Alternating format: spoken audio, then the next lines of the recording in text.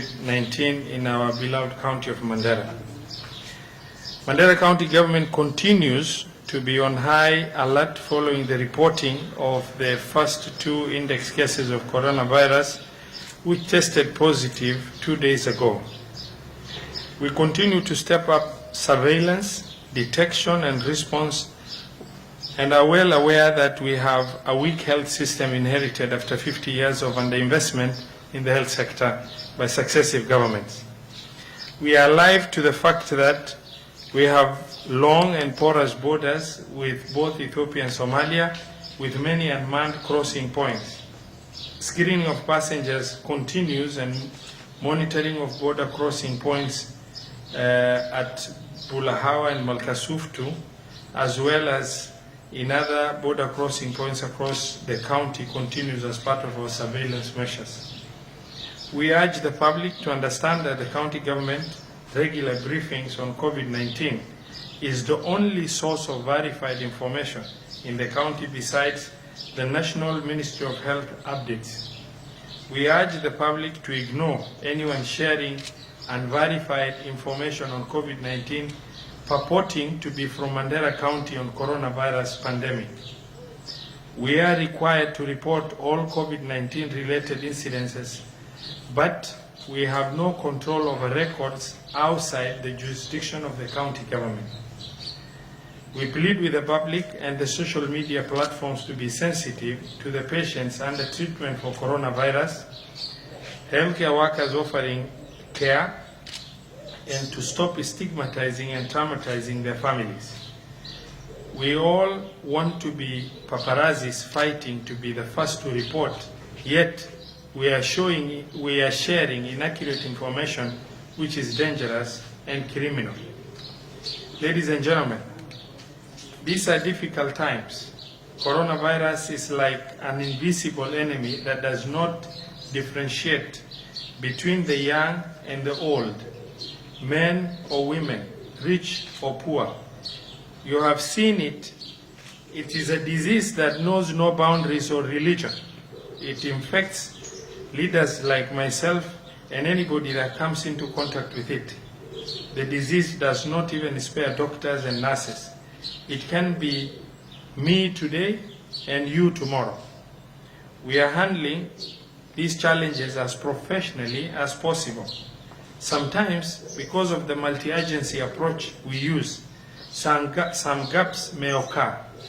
We have never handled an emergency of this nature and magnitude before, and we keep countering gaps, but we are determined to do our best. COVID-19 is testing the limits of societies and all counties across Kenya. We are rallying all possible resources, including finances and personnel, to meet immediate health needs and scaling up social protection programs, which will begin with food production to the most vulnerable families within the next 1 week. As of now, the 2 patients under our care continue to improve. They are doing well.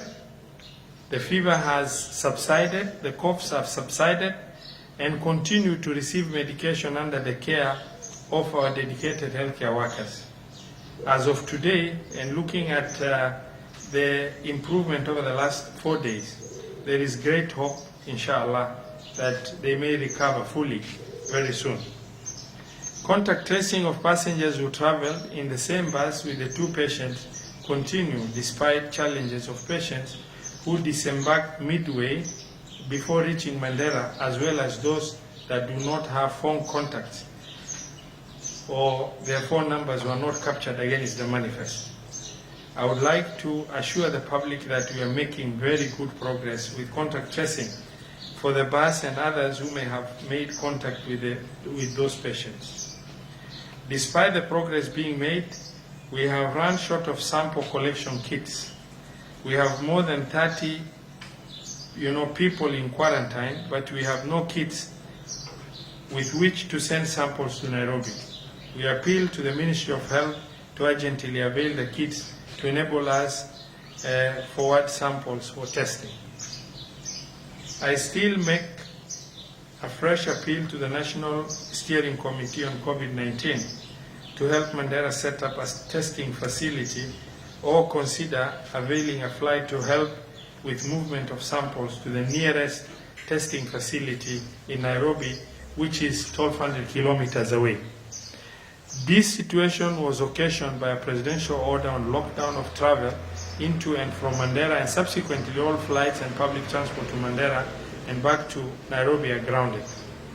Ladies and gentlemen, I would like to commend the management of Bulempia Nursing Home, which quickly referred the case of the 2 patients to our COVID-19 response center. We urge all private health service providers to emulate the gestures this war against coronavirus requires concerted efforts and isolation to guard against sharing of facilities with other patients. I would like to commend the good job they have done, and we are going to give them a letter of commendation later today for good job that they have done. We also want to urge the public to make sure they share information of patients that have manifested symptoms of coronavirus as soon as they get to notice, in order to make sure that timely response and isolation can be done. Remember, coronavirus does not move by itself. It's moved by people from place to place. Despite the ban on travel to and from Nairobi, we are reliably informed that unscrupulous transporters have positioned themselves in strategic places outside Nairobi metropolitan borders and still embark on travel to Mandera. We urge our enforcement partners to help us ensure lockdown orders of His Excellency the President of the Republic of Kenya, President Uhuru Kenyatta, are fully implemented to the letter. Travelers from Nairobi are still sneaking their way into Mandera, posing a huge risk to spread a huge risk in the spread of COVID-19. Today, I hereby direct the following. I hereby direct that following the 2 positive cases of COVID-19 reported in Mandera, and in line with the recommended best practices of controlling the spread of coronavirus, we do not want to expose our staff who are not in essential services category. As such, I consequently direct that they work from home and stay safe. They are further advised to practice social distancing, regular hand washing, and to cover their coughs and sneezes, as well as other recommended best practices. Where necessary, it's recommended that they wear masks while visiting public areas. However, we want them to stay at home. The staff of the county must lead by example and be ambassadors of hygiene in the fight against coronavirus. The directive on work from home does not apply to staff in the essential services category. The essential services category includes staff in the Ministry of Health departments, Ministry of Water, particularly supply and maintenance of teams of Mandera Water and Sewerage Company, as well as other supply teams in the Ministry of Water within the county. Ministry of Finance critical services staff, including special programs team and all revenue department staff, the fire brigade and the municipality sanitation and greening and enforcement teams will remain on duty. A select team of drivers who support the COVID-19 response across the county will also remain on duty. Non-essential staff will work from home going forward, and are urged to observe advisory on hygiene and avoid travel unless it is absolutely necessary.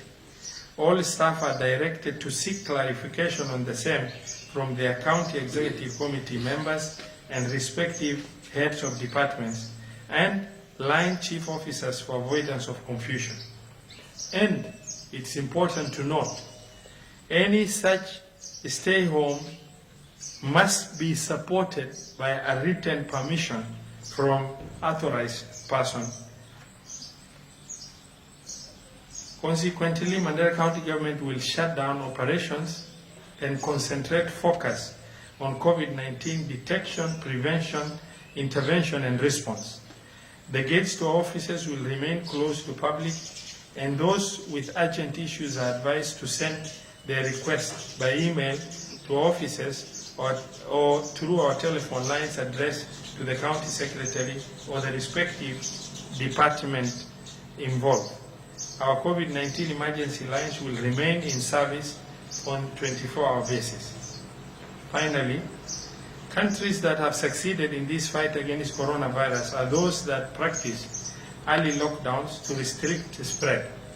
COVID-19 doesn't spread by itself, but spread through movement of people. As such, we have been left with no choice but to order lockdown within our county. All public transport except those transporting food and other essential goods must be stopped with immediate effect. That includes movement inter-ward, inter-sub-county, and movement between villages. The security teams must enforce this order and mount checkpoints on all roads, including those that are serving other counties and neighboring countries, with immediate effect.